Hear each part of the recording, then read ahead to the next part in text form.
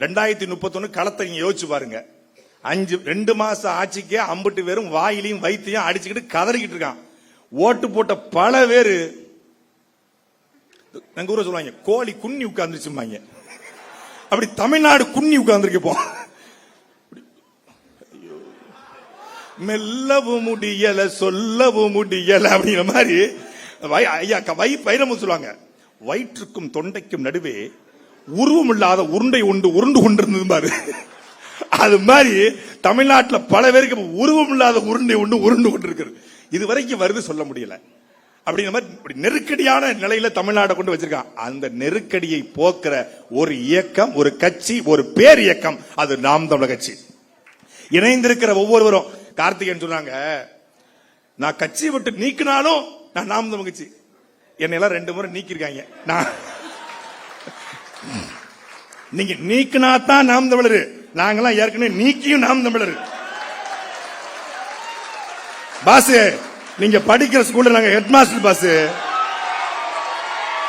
நீங்க எல்கேஜி நாங்க பிஹெச். 2 முறை சாட்டை துறைமுருக்கும் கட்சிக்கு சம்பந்தம் இல்ல, 2 முறை சாட்டைக்கும் கட்சி சம்பந்தம் இல்ல. ஆனாலும் ஐ லவ் சீமான்.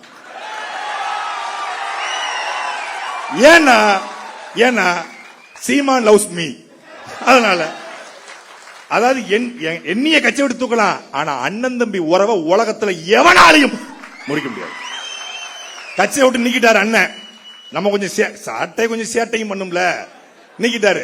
நீக்கின ஒரு குரல் பதிவு, ஒரு செய்தி வருது இரவு நேரத்தில். நான் ரொம்ப டென்ஷனா இருக்கேன், அண்ணன் கிட்ட கோச்சிக்கிட்டேன் அப்படின்னு, அப்படி அந்த மோட்ல இருக்கேன். ஒரு செய்தி, உங்கள் அண்ணன் உங்கள் மீது கோவப்பட்டிருக்கிறார். உங்க அண்ணனுக்கு உங்கள் மீது வருத்தம் தான், கோபம் கிடையாது. உங்களுடைய காணொலியை பார்த்து இரவு முழுக்க அவர் தூங்கவில்லைன்னு ஒரு பதிவு. அந்த ஒரு பதிவை பார்த்தோன்னே அத்தனை போயிடுச்சு. அப்ப நம்ம இருக்கிற மாதிரி தான் அவரு அங்க இருக்காரு போல இருக்கு. சரி காத்திருப்போம், கூப்பிடுவாப்ல. அப்புறம் மே தேர்தல் முடியுது 2021. அப்பா இறந்து போறாங்க, அண்ணனோட அப்பா இறந்து போறாங்க. அங்க போறேன். போன உடனே அதாவது பேரன்பும் பெருங்கோவம்னு சும்மா சொல்லல, பெருங்கோவத்தை காட்டிட்டாரு அறிக்கையில. பேரன்பை காட்டணும்ல, அங்க போயிருக்க இதுல எங்கேயுமே சொல்லல. இத பரமக்குடியில ஒரு அறை போட்டு தங்கியிருக்காங்க. அண்ணன் ஹிமாயன் அண்ணன், அப்போ இருந்த வெற்றிகுமார் அண்ணன் எல்லாரும் இருக்காங்க. அப்போ உள்ள போறேன், இவருக்கு இங்க வந்திருக்காரு. நானும் சீமான் தம்பி தானே, நான் உங்களை பார்க்க வரல, எங்க அப்பா இறந்துட்டாங்க, மாலை போட வந்தேன். சரி உட்காரு, இருக்கட்டும் உட்காருப்பா, இருக்கட்டும் உட்காரா செந்தமிழ் அப்படி சொல்லி பழகுங்க அப்படின்ட்டு போய் உட்கார்ந்த உடனே. அதுக்கப்புறம் என்ன பொறுப்புல இருந்தா, இளைஞர் பாசுற கொள்கை பொறுப்பு அறிவிச்சு விடு, பிள்ளை போய் வேலை பார்க்க சொல்லு, போய் வேலை போ, ஒழுங்கா பேசு பாண்டே, அதெல்லாம் பேசக்கூடாது.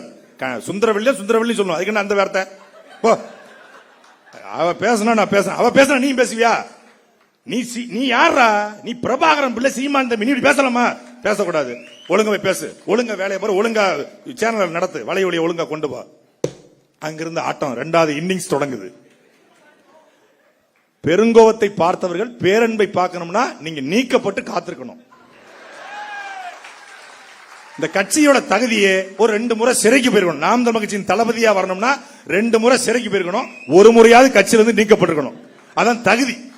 நீக்கப்பட்ட உடனே என்னையவே நீக்கிடுவீங்களா? நாங்க யார் தெரியுமா? நான் கட்சிக்காக உழைச்சிருக்கேன், நான் இல்லைன்னா கட்சியே இல்ல அப்படின்னா முடிஞ்சு கதை. ஓஹோ, அப்ப இந்த பையன் நீக்கினால இவ்வளவு சேட்டை பண்ணானே, நீக்காம எவ்வளவு சேட்டை பண்ணிருப்பான். அவன் சொன்னது பூரா உண்மையாயிருது. இப்ப நம்ம வீட்டுல மனைவி நம்ம மேல கோச்சிக்கிறா, எதுக்கோன்னு கோச்சிக்கிறா, பொய்யா நினைச்சு கோச்சிக்கிறான்னு வச்சுக்கோங்க. இப்போ நம்ம உண்மையானவன் நிரூபிக்க நம்ம அவளோட வாழ்ந்து காட்டணும். நம்ம அவளோட விலகிட்டோம்னா அவள் வைத்த குற்றச்சாட்டு எல்லாம் உண்மையாயிரும். ஏதோ ஒரு காரணத்துக்காக கட்சி நம்மள நீக்குது அப்படின்னா, நான் உண்மையானவன, நான் உன் தம்பின, உன்னை விட்டா எனக்கு வேற அரசியல் என்ன, நான் அரசியலை பார்த்து நாம் தமிழர் கட்சி வரலன்னு, நாம் தமிழர் கட்சியை பார்த்து தானே அரசியலுக்கே வந்த என்று காட்ட நாம நிக்கணும். கட்சியில் இருக்கும் போது 10 மடங்கு வேலை பார்த்தோமா, அண்ணன் சீமான் கோவப்பட்டா நான் 20 மடங்கு 2 நாள் திடீர்னு பேச மாட்டாப்ல, அப்பதான் நான் பரபரப்பா வேலை பார்ப்பேன். எப்படி இவரை கவர் பண்ணலாம், இந்த வீடியோவை போட்டா இவர் எப்படி லைன்ல வருவார், போடுறா வீடியோவை, அப்ப பாருங்க நல்லா பேசுவேன். அன்பான தமிழக முதல்வர் அவர்களே அப்படின்னு மரியாதையா பேசுவேன். இது சிறப்பா வந்திருக்கு, இப்படி கொண்டு போங்க அவர். இப்ப வந்தீங்கல்ல லைன்ல, இதெல்லாம் அண்ணனை கரெக்ட் பண்ற மெத்தடு. நல்லா வேலை பார்த்தா, நீ நல்லா பேசுனா, ஒழுக்கமா நடந்துக்கிட்டா, ஒழுக்கமா பதிவு போட்டா, ஒழுக்கமா வீடியோ போட்டா, ஒழுக்கமா ரீல்ஸ் போட்டா, அண்ணன் தேடி நீ போண்டா, உன்னை தேடி அண்ணன் வருவாரு. இவ்வளவுதான் சிம்பிள். அவரை கரெக்ட், சீமானை கரெக்ட் பண்ணுவது எப்படின்னு ஒரு புத்தகம் போடலான்னு இருக்கேன். ஆத்தர் என் பேரை போட்டு நல்ல வியாபாரம் ஆகும். ஏன்னா நான் தான் ரொம்ப அடி வாங்கியிருக்கேன். நீங்க முகம் சகப்பா இருக்கீங்க, மண்டை முழுக்க புண்ணா இருக்கும், நிறைய அடி வாங்கியிருக்கோம். அதனால உற்சாகமாக விளைவிப்போம். இந்த காலகட்டம் நமக்கான காலகட்டம். கிட்டத்தட்ட 50,000க்கும் மேற்பட்ட மாவீரர்கள் உயிரிழந்திருக்காங்க. 1.5 லட்சம் தமிழர்கள் உயிரிழந்திருக்காங்க. எதுக்காக? இந்த கனவுக்காக. தமிழ் தேசியம் என்கிற கனவு வெல்ல வேண்டும், தமிழர் நிலத்தை தமிழாய்ந்த ஒரு தமிழ் மகன் ஆள வேண்டும் என்கிற உயர்ந்த கனவுக்காக எத்தனாயிரம் பேர் இறந்திருக்காங்க. அந்த கனவுகளை தூக்கி கொண்டு நமக்கு இருக்கிற எல்லா சிக்கலுக்குமான ஒரே தீர்வு நாம் தமிழர் மட்டும்தான் என்பதை உணர்ந்து வந்திருக்கிற உங்கள் ஒவ்வொருவருக்கும் என்னுடைய அன்பும் அரவணைப்பும் நன்றியும் வாழ்த்துக்களும்.